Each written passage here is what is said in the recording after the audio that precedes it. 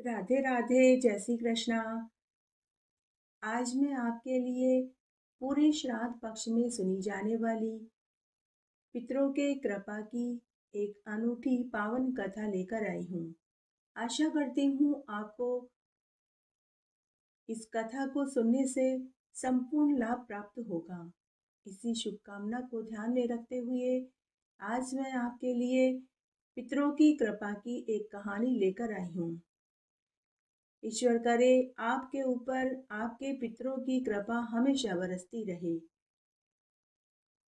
आपका घर धन धान्य से भरा रहे और आपके ऊपर चढ़ा हुआ पितृदोष भी शांत हो जाए। आइए एक पावन कथा का श्रवण करते हैं। एक बार की बात है, 7 भाइयों की एक बहन थी। वह कई वर्षों से मायके नहीं गई क्योंकि उसका मायका कई कोसों दूर था। तब एक बार जब आश्विन मास लगने वाला था तो उसके स्वर्गीय माता पिता ने अपनी बेटी के स्वप्न में आकर कहा कि बेटी, अब की बार अगर तू हमारे श्राद्ध तिथि को भोजन खाने नहीं आएगी तो हम भोग स्वीकार नहीं करेंगे, हम भूखे ही चले जाएंगे। ऐसा कहकर उसके माता पिता अंतर्ध्यान हो गए। जब वह सुबह सोकर उठी तो उसने यह बात अपनी देवरानी जिठानी को बताई। उसकी देवरानी जिठानी बोली कि फिर तो तुझे अपने मायके जाना चाहिए। 7 भाइयों की बहन का नाम सलोती था। तो सलोती अपनी देवरानी जिठानी से बोली कि अगर मुझे घर की मुंडेर पर सोन चिड़ैया दिखाई देगी तो ही जाऊंगी, नहीं तो मैं नहीं जाऊंगी। क्योंकि सलोती का एक नियम था, वह हर शुभ काम सोन चिड़ैया को देखने के बाद ही करती थी। देवरानी जिठानी उससे बहुत चिढ़ती थी। उन्होंने सोचा कि अगर यह इस बार भी मायके नहीं गई तो इसे हमें झेलना पड़ेगा, क्योंकि कई बरस से सलोती अपने ससुराल को छोड़कर कहीं भी नहीं गई। तो देवरानी जिठानी ने आपस में एक योजना बनाई।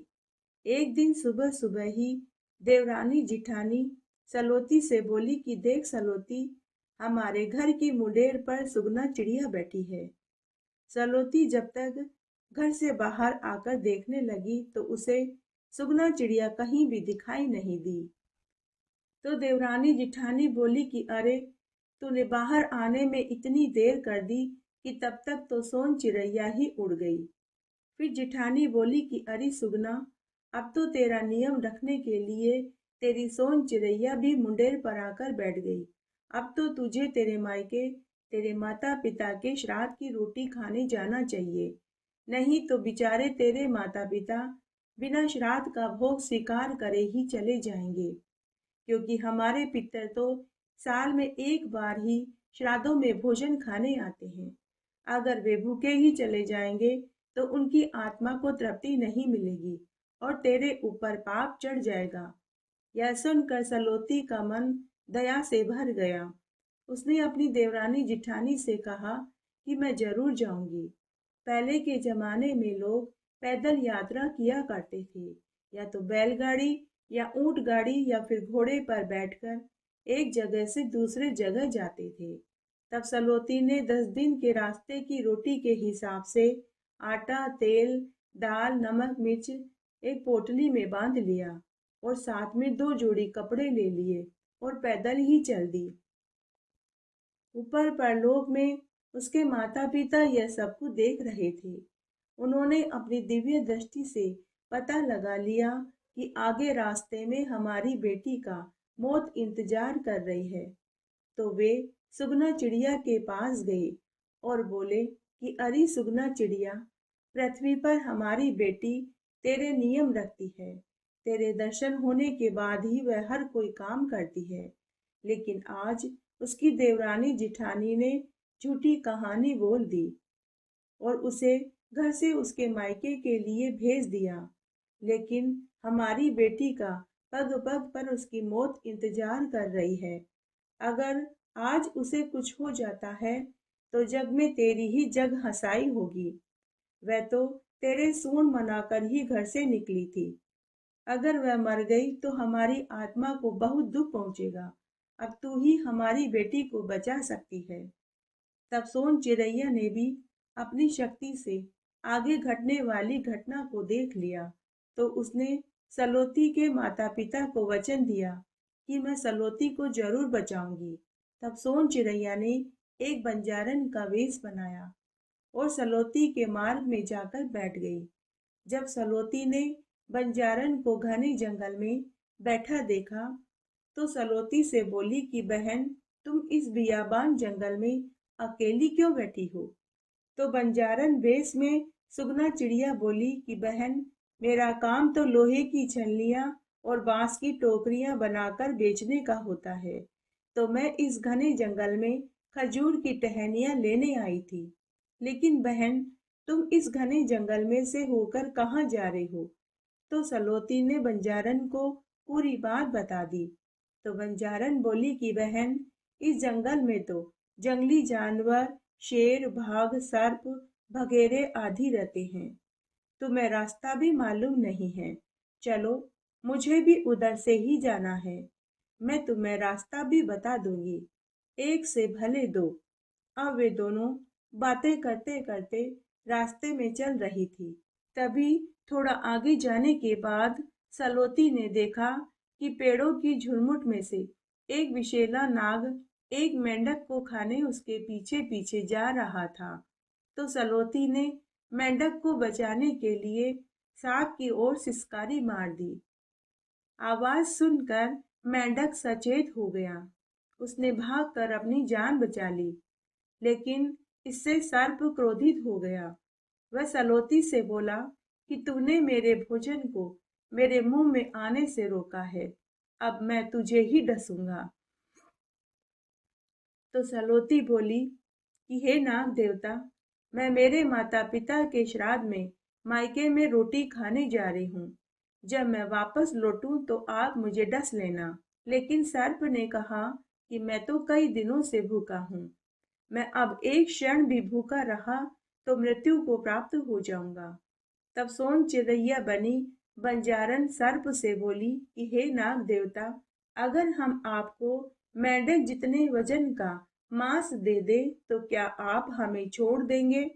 तो नाग ने कहा कि हाँ, छोड़ दूंगा। तब सोन चिड़ैया बनी बंजारन सोचने लगी कि मेरा तो मांस पाव भर भी नहीं होगा। अगर मैं नाग का भोजन बन जाऊंगी तो फिर मैं सलोती को कैसे बचाऊंगी? तभी बंजारन ने सलोती का एक हाथ काटा और सर्प को खाने के लिए दे दिया। सलोती दर्द से करहाने लगी और रोने लगी और बंजारन से बोली कि बहन, तुमने ऐसा क्यों किया? तो बंजारन बोली कि बहन, तुम्हें बचाने का एकमात्र यही एक उपाय बचा था। नाग ने मांस खाया तो उसे संतुष्टि मिल गई। नाग सलोती से बोला कि बहन, आज से तुम मेरी धर्म की बहन हुई। तुम मेरी यह कैंचुली ले जाओ। जब भी तुम्हें मेरी मदद की जरूरत पड़े, तुम यह कैंचुली अपने सिर पर रख लेना। मैं उसी समय तुम्हारी मदद करने के लिए आ जाऊंगा और तुम्हें संकट से बचा लूंगा। बहन, जब तुम मायके से वापस अपने घर जाओ तो मुझसे मिलकर जाना। मैं तुम्हें गड़ा खजाना दूंगा। सलोती ने नाग को हामी भर दी। नाग के जाते ही बंजारन ने सलोती के कटे हाथ पर हाथ फेरा तो उसका हाथ पूर्ववत हो गया। सलोती समझ गई कि यह बंजारन कोई देवी स्वरूपा है, जो मेरी मदद करने के लिए मेरे साथ आई है। तभी वही मेंढक भी पेड़ों की झुरमुट में से बाहर निकला और उसने सलोती को बोला कि बहन, आज से तुम मेरी मुंह बोली बहन हुई। तुमने मुझे एक नाग से बचाया है और मेरी रक्षा करी है। तुम्हारा यह कर्ज मेरे ऊपर उधार रहा। बहन, जब भी तुम्हें कोई संकट आए, तुम मुझे याद करना। मैं उसी समय तुम्हारी मदद करने के लिए आ जाऊंगा। सलोती ने उसे भी हामी भरी। उसके बाद सलोती और बंजारन आगे अपने मार्ग में चल दी। आगे जाने पर एक नगरी आई। उस नगरी के राजा के सैनिकों ने सलोती को पकड़ लिया और राजा के पास ले जाने लगे।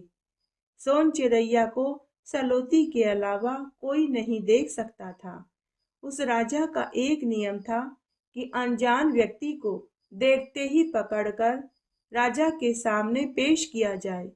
तब जब राजा के सैनिक सलोती को राजमहल में ले जा रहे थे, तो बीच रास्ते में ही बंजारन ने सलोती को समझाया कि बहन, जैसा तुम्हारे साथ अभी हो रहा है, यह मेरे साथ पहले हो चुका है। यह राजा तुमसे पूछेगा कि तुम मेरे नगरी में क्यों आई हो, तुम कौन हो और कहाँ से आई हो, तो तुम कहना कि मैं मेहनत मजदूरी करने आपकी नगरी में आई हूँ।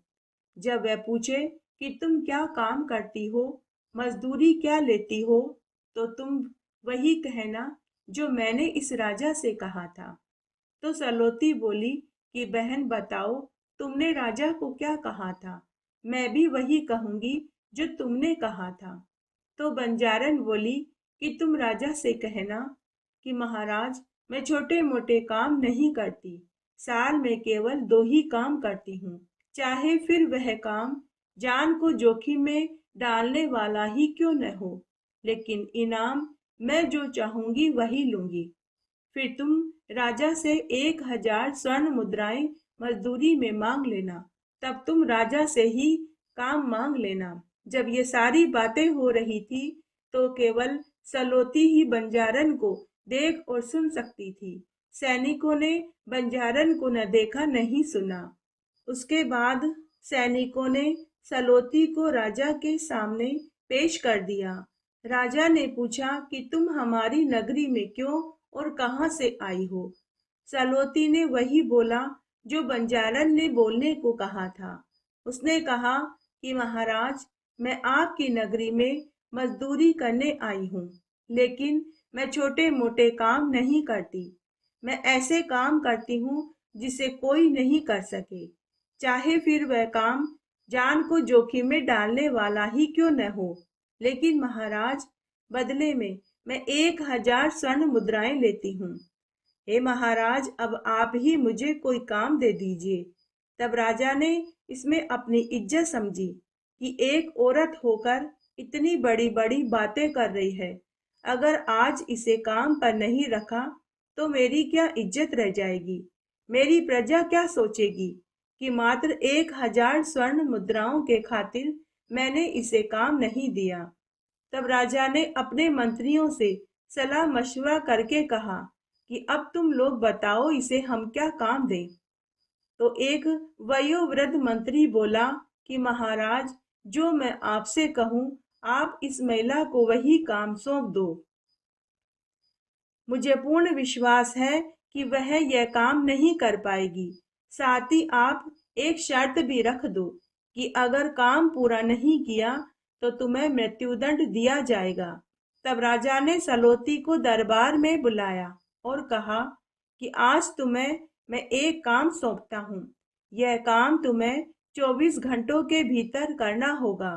अगर तुमने यह काम 24 घंटे के भीतर नहीं किया तो मैं तुम्हें मृत्युदंड दे दूंगा, और अगर काम समय रहते पूरा कर दिया तो तुम्हें 1000 की बजाय 2000 स्वर्ण मुद्राएं इनाम में दूंगा। तब सलोती ने पूछा कि महाराज, मुझे काम क्या करना होगा? राजा ने कहा कि एक दिन मैं और मेरी रानी समुद्र के किनारे टहल रहे थे, तो मेरी रानी की बेशकीमती अंगूठी कहीं गिर गई। मेरे सैनिकों ने बहुत ढूंढा, परंतु वह अंगूठी हमें कहीं नहीं मिली। अब यह मालूम नहीं कि वह अंगूठी समुद्र में गिरी या फिर कहीं रेत में गिर गई। तुम्हें मेरी रानी की बेशकीमती अंगूठी ढूंढकर लानी होगी। सलोती उसी समय बंजारन के पास आई और बोली कि बहन, अब मैं जीवित नहीं बचूंगी, क्योंकि राजा की शर्त ही कुछ ऐसी है। पूरी बात सुनने के बाद बंजारन ने सलोती से कहा कि बहन, तुम अपने मुंह बोले भाई मेंढक को याद करो, अब वही तुम्हारी मदद कर सकेगा। तब सलोती ने मेंढक को याद किया। उसी क्षण मेंढक वहां आ गया। सलोती ने मेंढक को पूरी बात बताई और समुंदर में से अंगूठी ढूंढ कर लाने में मदद मांगी। मेंढक ने अपनी मुंह बोली बहन को वचन दिया। तभी मेंढक ने एक आवाज निकाली। देखते ही देखते वहां मेंढकों की फौज आ गई। कुछ ही घंटों में उन मेंढकों ने रानी की बेशकीमती अंगूठी को ढूंढ लिया और लाकर सलोती को दे दिया। और मेंढक ने अपनी बहन सलोती से कहा कि बहन, जब तुम मायके अपने घर जाओ तो मुझसे मिलकर जाना। सलोती ने उसे भी वचन दिया। उसके बाद सलोती ने अंगूठी ले जाकर राजा को दे दी। राजा को महान आश्चर्य हुआ कि मात्र कुछ ही घंटों में सलोती ने यह काम कर दिखाया। तब राजा फिर से अपने मंत्रियों के पास गया। फिर राजा ने फिर से दरबार लगाकर मंत्रियों को बुलाया और कहा कि अब की बार ऐसा काम बताओ कि यह न कर पाए, ताकि मुझे 2000 स्वर्ण मुद्राएं भी न देनी पड़े। मैं इसे फांसी की सजा सुनाना चाहता हूँ, क्योंकि इसने मुझे चैलेंज दिया है। तब एक मंत्री बोला कि महाराज, स्त्रियों की अकल घुटने में होती है। आप इससे कोई ऐसा प्रश्न पूछिए कि यह उस प्रश्न का जवाब ही न दे पाए। तब राजा ने बुद्धिजीवियों को बुलाकर के पूछा। तब एक जना बोला कि महाराज, आप इससे पूछिए कि नर बड़ा होता है या नारी। जब यह अपना जवाब दे तो आप उसका प्रत्यक्ष में उदाहरण मांगना, और इसका जवाब 3 दिन में अगर यह न दे तो आप इसे फांसी की सजा सुना देना। यह सुनकर राजा को बड़ी प्रसन्नता हुई। उसने सलोती को दरबार में बुलाया और कहा कि अब मैं तुम्हें एक काम और सौंपता हूँ। यह सुनते ही सलोती बोली कि महाराज, मैं आपका यह काम ही करूंगी, उसके बाद नहीं करूंगी, क्योंकि साल में मैं केवल 2 ही काम करती हूँ। राजा मन ही मन सोचने लगा और हंसने लगा कि इसके बाद तुम जीवित बचोगी तो ही तो करोगी। तब राजा ने मुस्कुराते हुए सलोती से कहा कि ठीक है, तुम यह अंतिम काम करो। तुम्हें एक प्रश्न का उत्तर देना है कि नर बड़ा होता है या नारी। साथ ही हमें तुम्हें इसे स्पष्ट रूप से समझाना भी होगा। सोच समझ कर जवाब देना। मैं इस काम के लिए तुम्हें 3 दिन का समय देता हूँ। अगर तुमने गलत जवाब दिया तो मैं तुम्हें फांसी पर चढ़ा दूंगा। सलोती वापस बंजारन के पास आई और राजा के दूसरी शर्त वाली बात को बताने लगी। तो बंजारन ने सलोती से कहा कि बहन, तुम अपने मुंह बोले भाई नाग को याद करके बुलाओ, और जो मैं तुमसे कहती हूँ तुम नाग से वही कहना। तभी सलोती ने सांप की कैंचुली सिर पर रखकर नाग देवता को याद किया। तभी वहां वही नाग प्रकट हो गया और सलोती से बोला कि बहन, बताओ तुम्हें किसने परेशान किया, मैं अभी उसको डस कर आता हूँ। तो सलोती ने नाग से कहा कि नहीं नाग देवता, मुझे किसी ने तंग नहीं किया। आप इस राजा के महल से मंदिर तक एक लंबी सुरंग खोद दो। आज आपकी बहन की जान खतरे में है। तभी नाग ने एक ही दिन में सुरंग खोद दी। वह राजा दिन में 3 बार माता दुर्गा के मंदिर में दर्शन करने जाता था। इधर सलोती महल में कारागार में नजर बंद थी। उधर राजा मंदिर में दर्शन करने गया तो उसे वहां सलोती भक्तों की लाइन में खड़ी दिखाई दी। राजा सलोती को मंदिर में देखकर आश्चर्य में पड़ गया। वह उसी क्षण घोड़े पर बैठकर महल में कारागार में देखने पहुंचा तो उसे सलोती वहां भी दिखाई दी। फिर से राजा घोड़े पर बैठकर मंदिर में देखने गया तो फिर से सलोती भक्तों की पंक्ति में उसे खड़ी दिखाई दी। इस तरह राजा ने महल से मंदिर और मंदिर से महल में घोड़े पर बैठकर 20 चक्कर लगाए। शाम तक राजा थक हार कर बैठ गया। तीसरे दिन राजा ने सलोती को दरबार में बुलाया और पूछा कि बताओ हमारे प्रश्न का क्या उत्तर है। तो सलोती भरे दरबार में मुस्कुराते हुए बोली कि महाराज, क्या आपको अब भी प्रश्न का जवाब चाहिए? क्या आपको कल मेरे प्रश्न का उत्तर नहीं मिला? चलो, फिर भी मैं आपको जवाब देती हूँ कि नर और नारी में से नारी बड़ी होती है। राजा ने पूछा कि वो कैसे? तो सलोती बोली कि महाराज, आपने कल मंदिर से महल और महल से मंदिर में घोड़े पर बैठकर 20 चक्कर लगाए, लेकिन मैंने सिर्फ दिमाग लगाया। दरबार में बैठे सभी मंत्री, दरबारी, सैनिक, बुद्धिजीवी कुछ भी समझ नहीं पाए, लेकिन राजा सलोती की बात को समझ चुका था। राजा ने मन ही मन सोचा कि अगर ज्यादा सवाल जवाब करूंगा तो सबको सच्चाई बतानी पड़ेगी और मेरी इज्जत सबके सामने घट जाएगी। तो राजा ने भी सलोती को धर्म की बहन बना लिया और उसे 2000 मुद्राओं के साथ खूब सारे कीमती उपहार भी दिए और पूरे मान सम्मान के साथ उसे विदा कर दिया। उसके बाद सलोती बंजारन के साथ आगे चल दी। आगे घने वन में एक शेरनी मिली। उसके पाँव में कांटा लगा हुआ था। वह दर्द से कभी घुर्राती तो कभी करहाती। शेरनी ने सलोती से मदद मांगी तो सलोती डरते डरते बोली कि अगर मैंने कांटा निकाल दिया तो बाद में आप मुझे ही खा जाओगी। तो शेरनी बोली कि मैं तुम्हें वचन देती हूँ कि मैं तुम्हें नहीं खाऊंगी। बहन, मेरे बच्चे मेरी गुफा में मेरा इंतजार कर रहे होंगे और मैं 2 दिन से यहाँ पड़ी हूँ। अगर आज भी मैंने अपने बच्चों को दूध नहीं पिलाया तो मेरे सभी बच्चे भूख से तड़प कर मर जाएंगे। तो सलोती बंजारन की तरफ देखने लगी। तब बंजारन ने सलोती से कहा कि बहन, तुम इसका कांटा निकाल दो, यह तुम्हें कुछ नहीं करेगी। उसके बाद सलोती ने शेरनी के पाँव में से कांटा निकाल दिया। तब शेरनी सलोती से बोली कि बहन, तुम मेरे साथ मेरी गुफा में चलो, मैं तुम्हें इसके बदले में खूब सारा धन देना चाहती हूँ। तो सलोती बोली कि बहन, इस समय तो मैं अपने माता पिता के श्राद्ध में अपने मायके जा रही हूँ। जब मैं वापस लौटूंगी तो तुमसे जरूर मिलूंगी। ऐसा कहकर वे दोनों आगे चल दी। चलते चलते कई दिन निकल गए। तब एक दिन बंजारन सलोती से बोली कि बहन, थोड़ा आगे जाते ही तुम्हारा मायका आ जाएगा और मेरा पड़ाव भी आ चुका है। अब मुझे भी जाना होगा। तब सलोती बंजारन से बोली कि बहन, इतना तो मैं समझ चुकी हूँ कि तुम कोई बंजारन नहीं, तुम कोई देवी स्वरूपा लगती हो।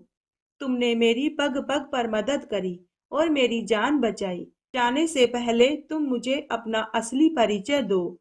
तो बंजारन ने सलोती को पूरी सच्चाई बता दी कि कैसे उसकी देवरानी जेठानी ने सोन चिरैया वाली बात झूठ कही और कैसे तुम्हारे माता पिता ने मेरे पास आकर तुम्हें बचाने के लिए मदद मांगी। उसके बाद बंजारन ने सोन चिरैया बनकर सलोती को दर्शन दिए और बोली कि बेटी, मैं तुम्हारे सत की रक्षा करने के लिए आई थी। मैंने तुम्हारे नियम का मान रखा क्योंकि तुम मेरा नियम रखती हो, मेरा दर्शन करने के बाद ही कोई शुभ कार्य करती हो, तो मैंने तुम्हारा मान रखा। कलयुग में जो भी मनुष्य मेरे दर्शन का नियम लेगा तो उसे भी शुभ फल की प्राप्ति होगी। मैं तुम्हारे सत को रखने के लिए आई थी। मैंने तुम्हारे नियम का मान रखा ताकि जो भी मनुष्य मेरे दर्शन का नियम लेवे तो पूरे भरोसे के साथ लेवे तथा मेरा दर्शन का उन्हें शुभ फल प्राप्त हो सके। अगर आज मैं तुम्हारी मदद नहीं करती तो कलयुग में कौन मेरा मान करता। कलयुग में कोई ऐसा न कहे कि सोन चरिया के दर्शन करने के बाद भी काम सिद्ध नहीं होते। सलोती ने सोन चिरैया के दर्शन करे और उसे ढेरों धन्यवाद दिया। सोन चिरैया फिर वहां से उड़ गई। सलोती भी अपने मायके में पहुंच गई। उसके सभी सातों भाई भाभियां, भतीजे भतीजियां, भतीजे की बहुएं अपनी बुआ से मिलकर बहुत खुश हुए। फिर सबने हंसी खुशी मिलकर माता पिता का श्राद्ध किया, तर्पण और पिंडदान किया। कौवा, कुत्ता, गाय घास निकाला, पंडित को भोजन खिलाया और खूब दान दक्षिणा दी। उसके स्वर्गीय माता पिता ने भी श्राद्ध का भोग स्वीकार किया और अपने बेटा बेटी और बहुओं को और पोते पोतियों को ढेर सारा आशीर्वाद देकर चले गए। उसके बाद सलोती वहां कई दिन रही। फिर एक दिन सलोती अपने भाई भाभीियों से बोली कि अब मुझे वापस अपने ससुराल जाना होगा। तो भाइयों और भाभीियों ने सलोती को ढेर सारा धन देकर खुशी खुशी विदा कर दिया। सलोती धन लेकर पहले शेरनी की गुफा में गई। शेरनी ने सलोती को गड़ा खजाना दिया। फिर सलोती नाग देवता और मेंढक के पास गई तो उन्होंने भी खूब सारा धन दिया। सलोती खूब सारा धन लेकर अपने ससुराल में पहुंची। देवरानी जिठानी धन देकर आग बबूला हो गई। हे सुगना चिड़िया, हे सोन चिड़ैया, जैसे आपने सलोती का मान रखा, पग पग पर उसकी मदद करी, उसका घर धन धान्य से भर दिया, वैसा सबका करना, कहने वाले का, सुनने वाले का और हुक्कारा भरने वाले का। इस तरह अगर कोई सोन चिड़ैया को देखकर शुभ कार्य करने की ठान लेता है या ये नियम रखता है, तो सोन चिड़ैया भी उस मनुष्य की पग पग पर मदद करती है, उसके सत का मान रखती है। इस तरह आज मैंने आपको श्राद्धों में सुनी जाने वाली पितृपक्ष की कृपा की एक अनूठी पावन कथा सुनाई। आशा करती हूँ आपको इस कथा को सुनने का संपूर्ण फल प्राप्त होगा। मेरे साथ बने रहने के लिए आपका धन्यवाद।